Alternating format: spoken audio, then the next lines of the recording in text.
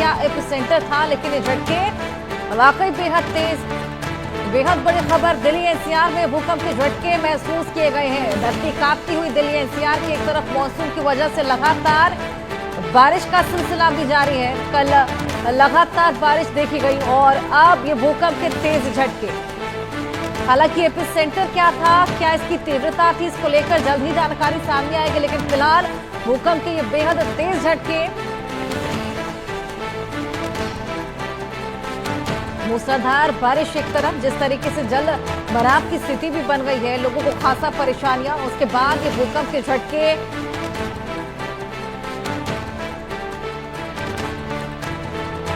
भूकंप के ये तेज झटके दिल्ली एनसीआर में महसूस किए गए हैं। हालांकि इसका असर कहां तक देखा गया और इसका एपिसेंटर क्या था, इसको लेकर भी जल्द जानकारी मिलेगी। तीव्रता जो कि बेहद अहम रोल प्ले करती है ये जानने के लिए कि भूकंप का झटका कितना ज्यादा तेज रहा। आपको बताएं कि 3 की तीव्रता तक के जो भूकंप होते हैं वो कम आके जाते हैं, उनसे कम नुकसान की आशंका रहती है, लेकिन 4 की तीव्रता के भूकंप जो होते हैं उन्हें एवरेज माना जाता है, उनसे कुछ नुकसान देखा जा सकता है। 4 की तीव्रता से ऊपर जितने भी भूकंप के झटके होते हैं वो खासा तेज माने जाते हैं और अपने साथ भारी तबाही भी लेकर आ सकते हैं। तो जैसे ही भूकंप के झटके, आपको याद होगा म्यांमार में देखने को मिला था, जिसके बाद इमरजेंसी तक की स्थिति लागू हो गई थी। चंद सेकंड में बड़ी बड़ी बिल्डिंग धराशायी हो गई थी।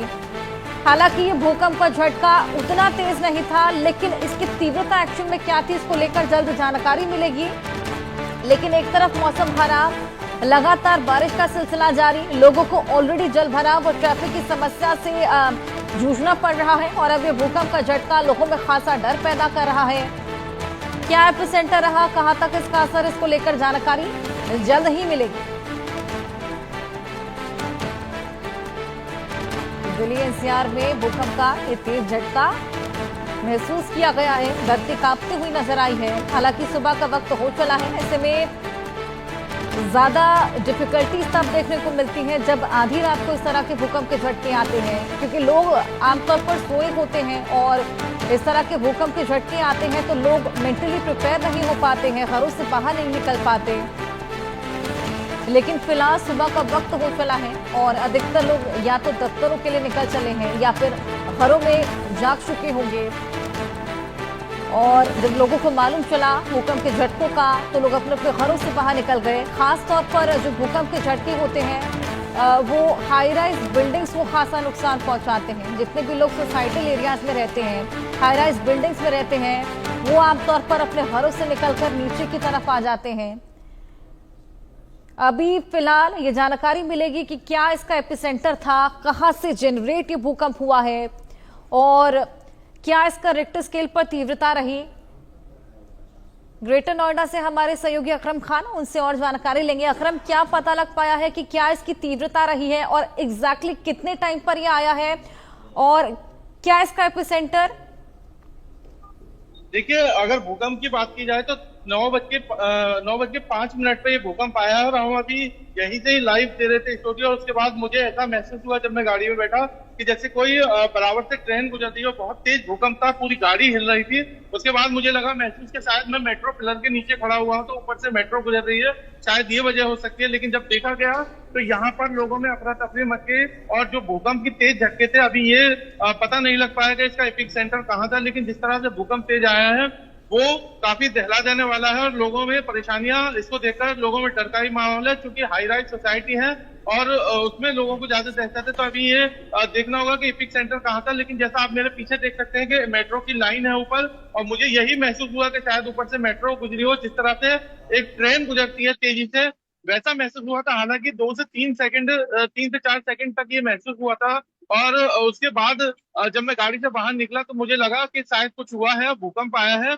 इसको लेकर चूंकि दिल्ली एनसीआर में इतनी तेजी से भूकंप आया है तो ये एक बड़ा सवाल खड़ा करता है। और जिस तरह से इसका एपिक सेंटर है, अब ये तो थोड़ी देर बाद पता लगेगा इसकी तीव्रता क्या थी और कहाँ इसका सेंटर था। लेकिन जिस तरह से दिल्ली एनसीआर में पिछले हमने कुछ दिनों से देखा है भूकंप लगातार आते हैं और उसका आसपास ये केंद्र होता है, तो वो एक चिंता का सबब है। और हाई राइज सोसाइटी यहाँ पर तमाम है, ऐसे में मुश्किलें उन लोगों के लिए हो जाती हैं जो इतने ऊपर से नीचे आसानी से नहीं पहुंच पाते। चंद सेकंडों का एक खेल होता है।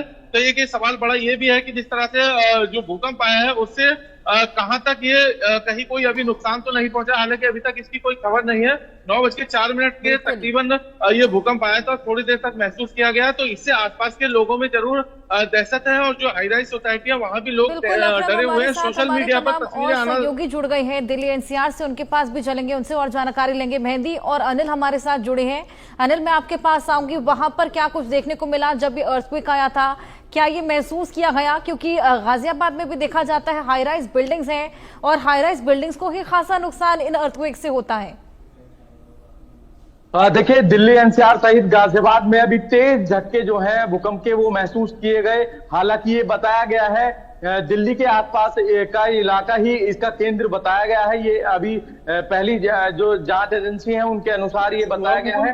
हालांकि गाजियाबाद में जिस तरीके से धरती कांपी और लोग जो है घर से बाहर एकदम निकल के भागने लगे, अफरा तफरी का माहौल जो है देखा गया। हालांकि लोग एकदम से समझ भी नहीं पाए आखिरकार हुआ क्या। एकदम से जो है पूरा जो घर है, क्योंकि कई लोगों ने मुझे बताया कि वो घर में बैठे थे, अचानक से जो सारी चीजें हैं घर की वो हिलने लगी, चाहे वो फैन हो या टीवी हो, ये तमाम वो आर्टिकल्स हैं, जो चीजें हैं वो अचानक से कांपने लगी, हिलने लगी। तो लोग समझ पाते, उससे पहले लोगों ने बाहर का रुख अपनाया। लोग तभी घर से बाहर निकलकर बाहर पहुंच गए। और लोगों का कहना है कि ये जो भूकंप के झटके महसूस किए गए हैं वो काफी तेज तीव्रता के जो महसूस किए गए हैं। हालांकि अभी इसकी तीव्रता का पता नहीं लग पाया आखिरकार कितनी तीव्रता के थे, पर मैं खुद बता सकता हूं काफी तेज झटके थे और कुछ ही सेकंड के हालांकि ये रहे हैं और एकदम से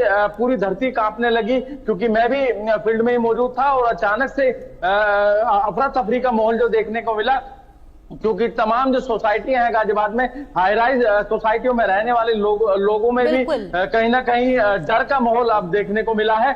लोग जो है अपनी सोसाइटी से बाहर आ गए और साथ ही जो दफ्तर जो लोग अपनी कंपनियों में काम कर रहे थे तभी उनको अलार्मिंग की गई, अलार्मिंग से सूचना दी गई कि भूकंप के झटके महसूस किए जा रहे हैं, कृपया आप जो है कंपनी से बाहर जाएं और एक सेफ जगह ढूंढें। जी बिल्कुल अनिल, मेहंदी मैं आपके पास आऊंगी। कई सेकंड तक ये भूकंप के झटकों का एहसास होता रहा। आप भी वहां पर बाहर ही मौजूद थी फील्ड पर, क्या कुछ आपने फील किया, क्या कुछ आसपास के लोगों ने फील किया?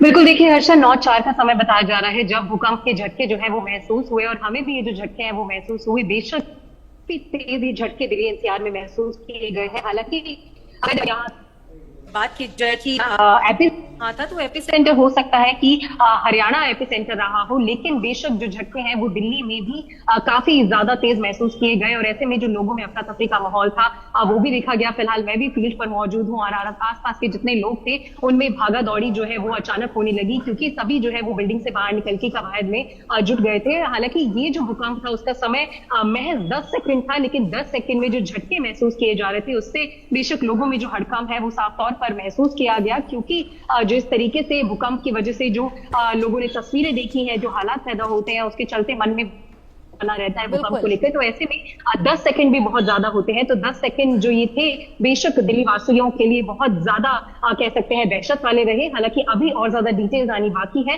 कितना मैग्नीट्यूड इसका रहा, कितना रिक्टर स्केल रहा। हालांकि एपिसेंटर की बात की जाए तो हरियाणा का कोई जो जगह है वो बताई जा रही है कि एपिसेंटर हो सकती है, लेकिन जिसके झटके जो है वो गुड़गांव में, एनसीआर में, दिल्ली में, गाजियाबाद तक बहुत तेज महसूस किए गए हैं, जिसके बाद से लोगों में फिलहाल हड़कंप देखा जा रहा है। जी बिल्कुल मेहंदी, जिस तरीके से वो भूकंप का झटका आया था लाजमी है कि वो 3 रिक्टर स्केल से ऊपर ही होगा, क्योंकि काफी देर तक एक तो उसका एहसास हुआ और ऐसे में धरती बेहद ज्यादा कांपी थी और लोगों में दहशत का माहौल तो लाजमी है बनेगा ही। जिस तरीके से ऑलरेडी मूसलाधार बारिश चल रही है और तमाम परेशानियां ऑलरेडी लोग झेल रहे हैं और अब ये अर्थक्वेक।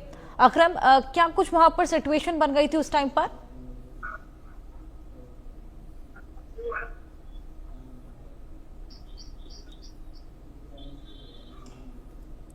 अनम्यूट कीजिए अकरम। यहाँ पर गौतम बुद्ध नगर की अगर मैं बात करूं तो यहाँ पर पिछले जो अभी थोड़ी देर पहले भूकंप आया था उसके बाद 4 से 5 सेकंड के लिए ये जो धरती थी वो हिली थी। और अगर गौतम बुद्ध नगर की बात करें तो यहाँ पर लोगों में दहशत जरूर है क्योंकि हाई राइज सोसाइटी है। इसके अलावा अगर इपिक सेंटर की बात करें जो अभी ताजा अपडेट आ रहा है उसके मुताबिक गुड़गांव के पास इसका इपिक सेंटर बताया जा रहा है। 4.1 की तीव्रता के भूकंप के झटके हैं और जो कि काफी तेज भी हैं। और जैसा हमने बताया कि हम यहाँ अभी फील्ड पर ही मौजूद थे और जैसे गाड़ी में मैं बैठा तो मुझे लगा कि जो तेजी से कोई चीज हिली है, शायद जो मेरे ऊपर मेट्रो की लाइन जा रही है, मुझे लगा कि शायद ऊपर से मेट्रो जा रही है। तो इसका अंदाजा लगाया जा सकता है कितनी तेज ये भूकंप के झटके थे। और अभी जो सोशल मीडिया पर लगातार खबर आ रही है, जो हमारे लोग हैं जिनसे बात हुई है अभी इसको लेकर, हाई राइज सोसाइटी में सबसे ज्यादा लोगों में दहशत देखने को मिली है क्योंकि कई मंजिला टावर है और दिल्ली एनसीआर में जो गौतम बुद्ध नगर है वो हाई राइज सोसाइटियों के लिए ही ज्यादा जाना जाता है। तो ऐसे में सबसे बड़ी मुश्किलें उन लोगों के लिए खड़ी हो जाती हैं जो 25 या 20 मंजिला फ्लोर पर रह रहे हैं। ऐसे में बहुत जल्दी से नीचे तक पहुंच पाना मुश्किल होता है। और गनीमत ये रही कि अभी तक कोई ऐसी खबर नहीं है जिससे कोई जानमाल का नुकसान की खबरें आई। लेकिन जिस तरह से भूकंप के तेज झटके लगातार दिल्ली एनसीआर में पिछले काफी समय से महसूस किए जा रहे हैं वो जरूर चिंता का विषय है, लोगों को परेशानियां खड़ी कर देता है। अभी कुछ ही सेकंड पहले जब ये भूकंप आया है कुछ समय पहले, तो कई सोसाइटी ऐसी थी जहां से लोग निकल कर बाहर आए, उनमें दहशत देखने को मिली। जो पहले दूसरे फ्लोर पर थे वो आसानी से नीचे तक पहुंच गए। हालांकि सेकंडों का खेल ये होता है, इतने में ही कोई बड़ी घटना भी हो जाती है। लेकिन गनीमत ये रही ऊपर वाले का करम ये है कि लोगों को अभी तक कोई जान माल के नुकसान की खबर नहीं है। लेकिन जिस तरह से दिल्ली एनसीआर में ये भूकंप के तेज झटके लोगों ने महसूस किए हैं वो लोगों को काफी मुश्किल है और चिंताजनक है। और काफी लोगों में जो परेशानियां हैं बेहद चिंताजनक, और ऐसे में वही बौखलाहट लोगों में देखने को भी मिली। दिनेश रोहतक से हमारे साथ जुड़ गए हैं और ये बड़ी जानकारी हम दर्शकों को दे दें कि एपिसेंटर का पता लग चुका है और ये एपिसेंटर रोहतक ही रहा था। आइए दिनेश से और जानकारी लें।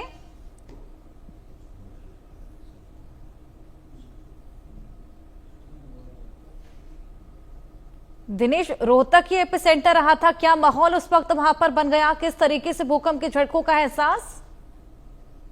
हाँ बिल्कुल, देखिए सुबह सुबह की ये घटना है और करीबन 10 सेकंड तक ये भूकंप के झटके महसूस किए गए हैं। लोग कुछ भी समझ पाते इससे पहले ही जो है अचानक से भूकंप आ गया। और ये कोई नई बात नहीं है कि भूकंप का जो केंद्र है वो रोहतक रहा है। इससे पहले भी 2 बार ऐसा हो चुका है जब जो भूकंप का केंद्र है वो रोहतक रहा है। यानी पिछले 1 साल की बात करें तो 1 साल में 3 से 4 बार जो भूकंप के झटके हैं वो रोहतक में महसूस किए गए हैं। अफरा तफरी का माहौल मच गया क्योंकि सुबह सुबह का वक्त था, लोग ड्यूटी पर जाने के लिए तैयार हो रहे थे। इसके अलावा जो बच्चे हैं वो स्कूल में जाने के लिए तैयार हो रहे थे। तो कहीं ना कहीं जो भूकंप के झटके, जो तेज झटके जो महसूस किए गए हैं उससे पूरे शहर में अफरा तफरी का माहौल मच गया। लोग अपने घरों से बाहर निकलने लगे। तो कहीं ना कहीं हालांकि अभी तक जो जान माल का जो नुकसान है उसकी खबरें कहीं से नहीं आ रही हैं, लेकिन लोगों में जो डर था वो साफ देखा जा रहा है। बिल्कुल दिनेश, एपिसेंटर का तो पता लग गया कि रोहतक ही एपिसेंटर था। क्या रिक्टर स्केल पर क्या तीव्रता थी उसका मालूम पता लग पाया है? देखिए अलग अलग लोगों की जो धारणाएं हैं, लेकिन ऑफिशियल अभी तक जो है ये घोषणा जो है बात नहीं सामने आई है कि भूकंप की जो तीव्रता है वो कितनी आकी गई है। लेकिन जो जिस तरह से जो झटके महसूस किए गए थे उससे